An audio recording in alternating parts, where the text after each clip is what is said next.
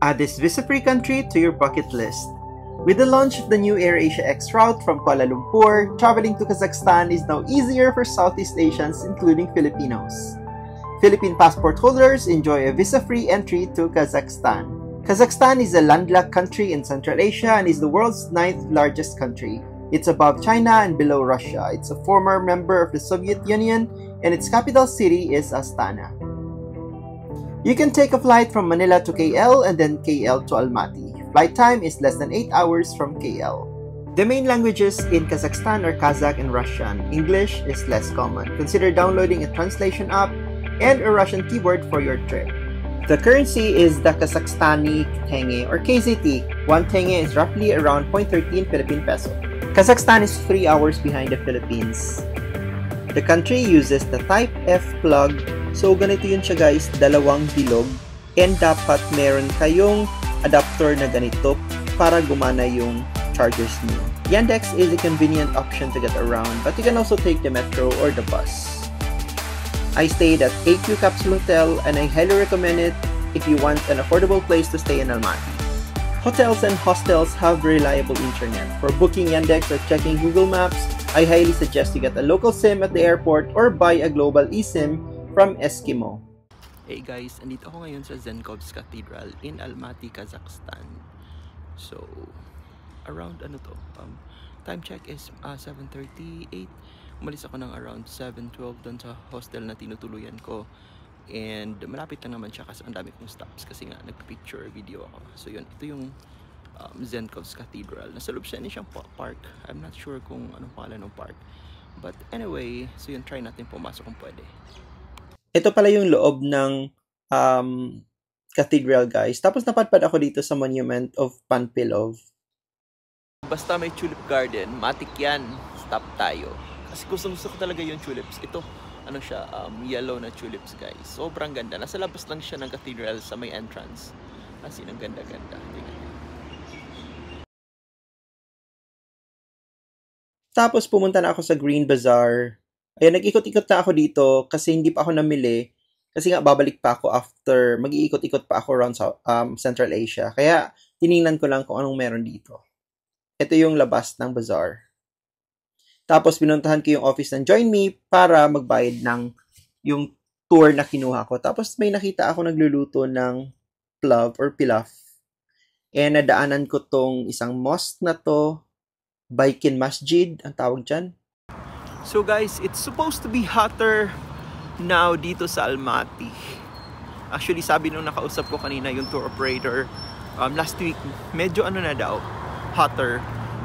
Nung chinek ko kasi, last week, nasa 20s na yung temperature. Tapos pagdating ko, kahapon umuulan. Tapos kanina, around 7 AM, 9 degrees yung temperature. Tapos ngayon, 10 degrees. So, malamig talaga. Buti na lang nakapagdala ako ng jacket and other stuff for malamig na weather. So yun. Sa paglalakad-lakad ko, na daanan ko tong Atakent Mall, tapos dito na ako kumain din sa may likod niyan. Masarap in fairness yung kinain ko. Tapos pumunta na ako ng Botanical Garden. Medyo nagtagal ako dito, lalakad-lakad ako. Malaki kasi siya na area. Hindi naman siya ganun kaganda, pero ang cute nitong squirrel na to, tingnan nyo. Sobrang cute.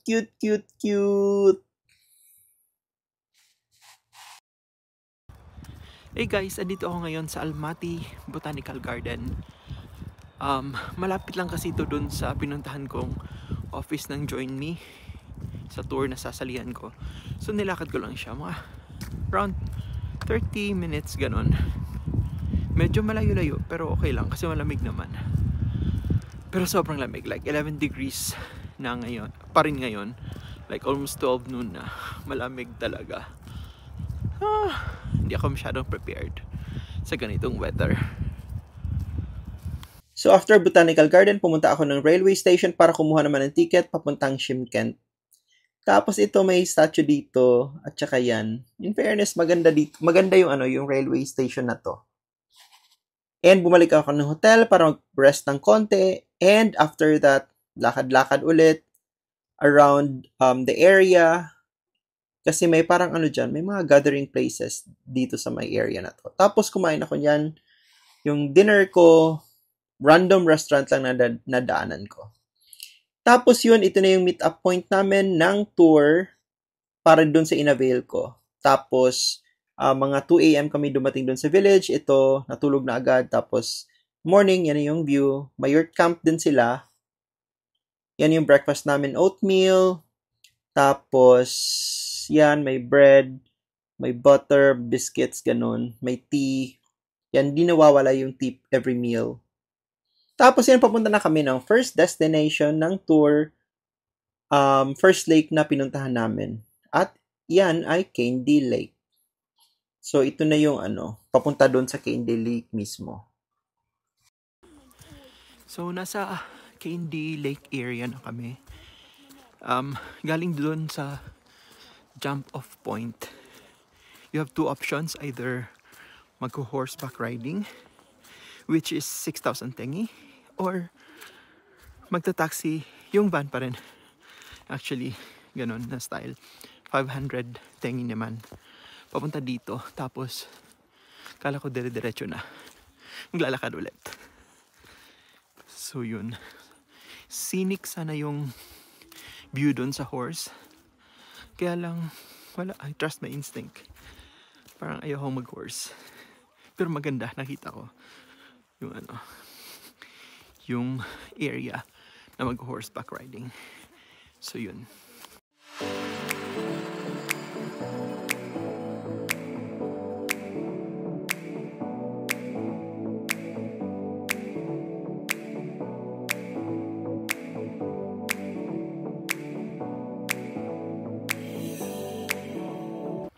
So guys, pababa na ako dun sa lake. And good luck na lang nito mamaya.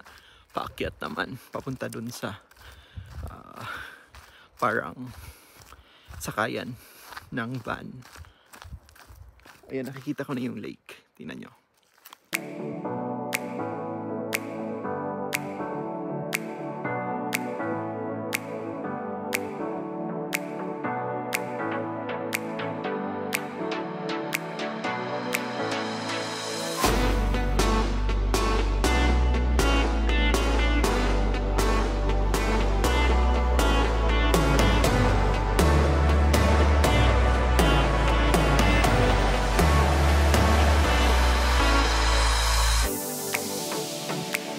Ayan, pabalik na kami ng village nito para mag-lunch naman. Tapos, ito yung lunch namin. Plow, beef daw yan, sabi nung host. Tapos, yan, after lunch, sumakay kami ng bus and pumunta na kami dito sa second stop. So guys, bababa tayo dun sa may lake mismo. Kasi pwede namang bumaba. Medyo challenging lang kasi umuulan. Sobrang lamig.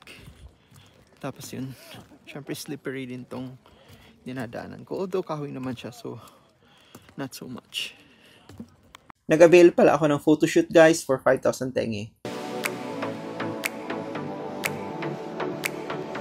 Hey guys, andito tayo ngayon sa Kolsay Lake and buti na lang tumila na yung ulan, so wala nang ulan and napakaganda ng view dito. So from the top, pwedeng bumaba dito sa may lake area na talaga.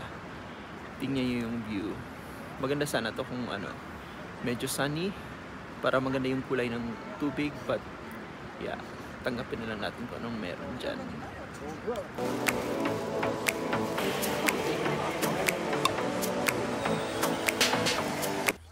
Ayun guys, patapos na yung tour namin. Paakit na ako dun sa may bus area. Medyo mahaba-habang lakaran. Nakakahingal kasi bukod sa paakyat siya, malamig pa. So bumipal ako ng kape. 500 tengi lang to. Nasa around 65 pesos. Tapos bumili din ako ng chicken sandwich, masarap. Parang croissant siya na finlaten. Tapos may chicken sa loob. Basta masarap siya.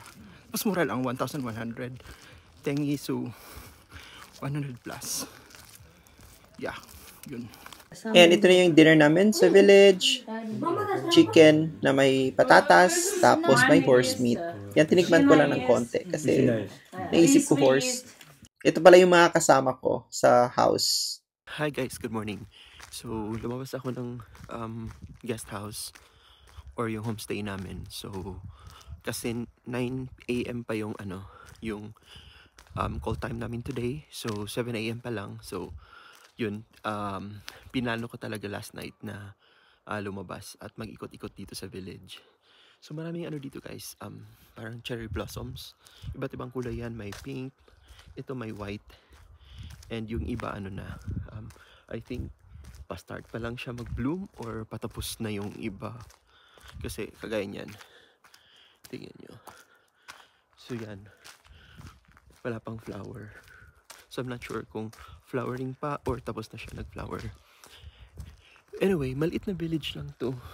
And yan. Hindi masyadong matao. As in, yun talaga yung dito sa Afghanistan. Hindi siya densely populated. Even yung city, hindi rin.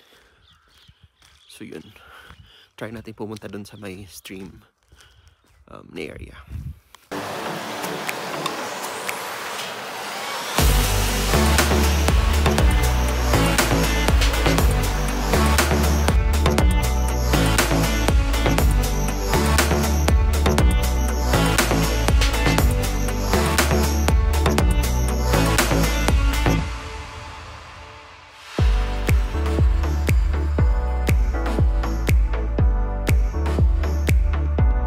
Ayan, second day of the tour. Canyon naman, yung pinuntahan namin, ito yung Black Canyon. Yung first stop. Tapos, the second stop was yung Lunar Canyon. So, ito yung view dun sa may Lunar Canyon. Maganda rin dito actually. Medyo hindi lang siya ganun kalaki. Unlike dun sa highlight talaga ng second day na tour, yung Charin Canyon. Ito na yung Charin Canyon. Ito yung pababa. Para, in fairness, maraming turista dito guys sa area na to. So, nasa Charin Canyon na tayo ngayon. And, dito kami magla-lunch. May restaurant naman pero bumili na ako kanina ng pack lunch para dyan na mismo ako magla-lunch may canyon. Para di ba ma-enjoy natin yung view. So, yun. Mga 2 kilometers mahigit daw to pupunta dun sa baba sa may pinaka talaga parang highlight nitong Charin Canyon.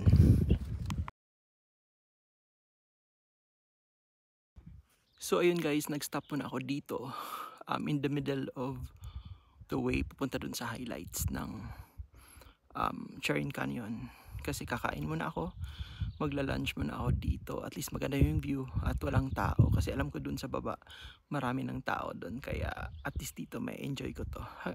May 3 oras naman kami dito kaya medyo matagal-tagal din yung stay namin dito sa Charin Canyon. So yan yung view guys. Yan. Nag-order pala ako ng pack lunch dun sa village, dun sa isang restaurant dun. So ito yung pagkain. Ayan guys, may tinapay at saka chicken. Ayan yung pagkain natin. So guys, ganyan yung kanin nila dito. Malaki yung butil at saka parang malagkit.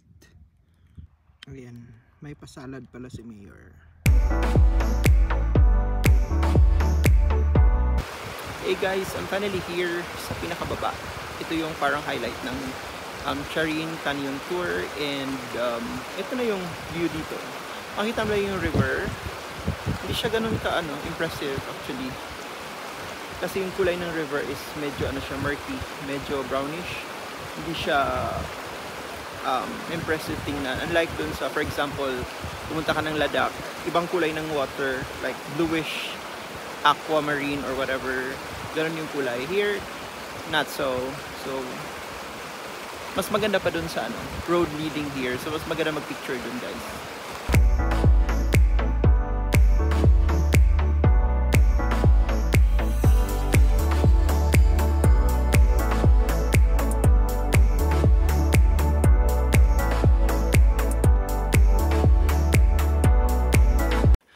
So guys, malilate na ako dun sa call time namin na 3 PM. So try ko dito, kahit matirik to, dito na ako dadaan, parang shortcut siya Hopefully shortcut nga.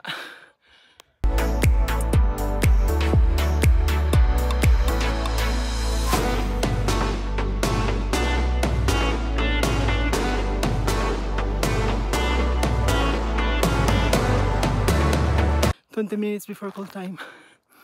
And maganda yung view dito. Kaso, wala na akong time. Hinihinga lang ako.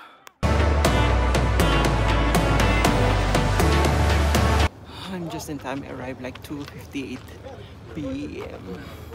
So, yun, nagkakagulo sila. Kasi, pauwi na sana. Just because of one guy, he decided to be an a-hole. Like, umupo siya dun sa may nakaupo na, tapos yung nakaupo dun ayaw din lumipat. So yun, nagkakagulo. Like, 10 minutes na. So yun. Minsan talaga may mga a-hole talaga nakasama sa tour. So yun. So guys, I just checked out from my hostel. Papunta akong railway station and I'm going to Chimkent. Bale, part pa rin siya ng Kazakhstan, tapos doon ako magko-cross ng border papunta namang Tashkent, Uzbekistan. So dito ako nagstay sa AQ Capsule Hotel. Yan. So yun guys, pabalik na ako ng Almaty, galing dito sa Bishkek, and ayan, magko-cross ako ng border. Nandito na ako sa may border. Hopefully okay naman lahat. And ayun. So, sobrang sawa na talaga sa local food or Central Asian food, kaya mag-Korean food tayo ngayon. So, let's see kung masarap. Yeah. Try natin.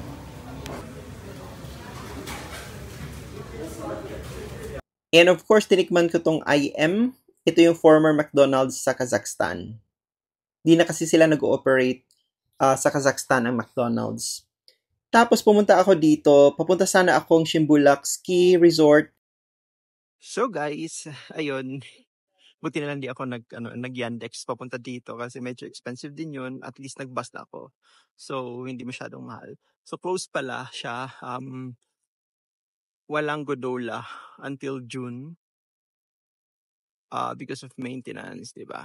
Sana pinuntahan ko na to no, nandito ako nung earlier last April, di ba? Dito yung first stop ko, Kazakhstan. Kaso, inisip ko, sabi ko na ngayon ko na lang siya puntahan, yung pabalik na. Pauwi na ng Pinas. Unfortunately, yun, sarado siya. So, wala tayong magagawa. Uwi na lang. Tapos maraming mga tao na galing dun sa gondola na pupunta dito. So, sumunod lang ako. Tapos mayroon palang park dyan. May akyat pang ganyan. May ganyang stairs pa. Kasi pagod na pagod ako, so hindi ko na tinry. So yun, bumalik ako ng city and pumunta na lang ako dito sa Koktobi. And sumakay ako ng cable car papunta sa taas and nag-wait ako ng sunset doon. In fairness, maganda yung sunset sa area na to. So medyo nagtagal din ako dito kasi inantay ko yung sunset. And na-enjoy ko naman siya. 5,000 pala yung cable car, balika na. Kinabukasan, late ako gumising, tapos dito ako nag-lunch sa Lanzhou. Masarap yung noodles nila, in fairness Tsaka mura lang. Tapos tumambay ako sa Starbucks para mag-antay naman sa flight ko. Tapos pumunta na akong airport and pabalik na ako ng Kuala Lumpur. Bye, Almaty!